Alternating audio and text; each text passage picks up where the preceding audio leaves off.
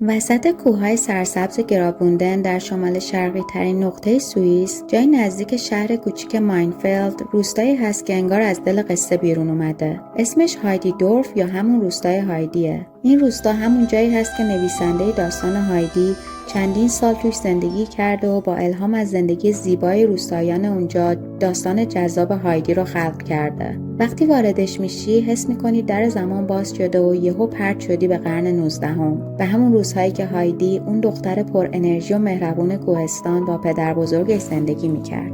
کلبه ها همه چوبی هن، با سقف‌های شیروانی و پنجره های کوچیک قابدار. بوی چوب خیس و چمن تازه زده توی هوا پیچیده. صدای زنگ بوسو از دور میاد و کوههای برفی اون طرف مثل یه نقاشی زنده پشت سر روستا وایسادن. خود خونه هایدی درست وسط روستاست. خونه‌ای که واقعاً 300 سال قدمت داره و به بهترین شکل ممکن ازش نگهداری شده. وقتی درش رو باز می‌کنی، یه دنیای کوچیک و گرم روبروت باز میشه. دیوارهای چوبی، تخت‌های ساده، یه بخاری قدیمی و وسایل خونه‌ای که انگار همین دیروز هایدی ازش رفته بیرون تا دنبال بوساش بره. همه چی با دقت و عشق بازسازی شده. حتی حیوانات زنده اونجا میچرن تا حس زندگی توی کوهستان واقعی تر بشه. مسیر پیاده روی از مرکز روستا تا مجموعه‌ای که خونه هایدی توشه پر از تابلوها و نشونه‌های داستان هایدیه، طوری که حس می‌کنی خودت هم بخشی از اون قصه‌ای. اینجا فقط یه جاذبه گردشگری نیست، یه جور سفر به آرامشه، جایی که صدای طبیعت با خاطره دوران کودکی قاطی میشه و برای چند لحظه زمان از حرکت می‌ایسته.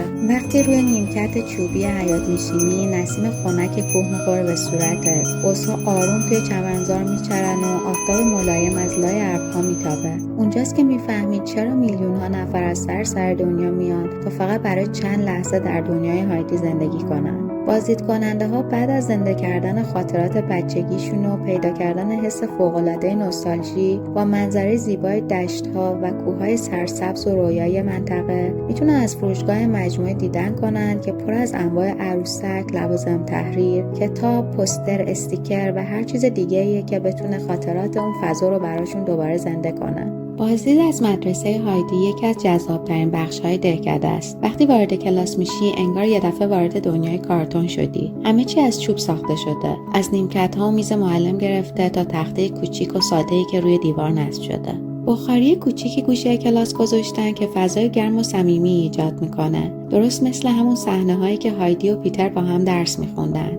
کلاس خیلی نقلی و جمع و جوره، با یه پنجره که به منظره کوهستان دید داره. اینجا پر از حس زندگی و خاطره است، طوری که حس میکنی هر لحظه ممکنه خود هایدی با لبخندش از در وارد بشه. اگه دوست داری بازم جاهای قشنگ و دیدنی رو از دوربین من ببینی، پیج من رو دنبال کن. فعلا تا ویدیوی بعدی.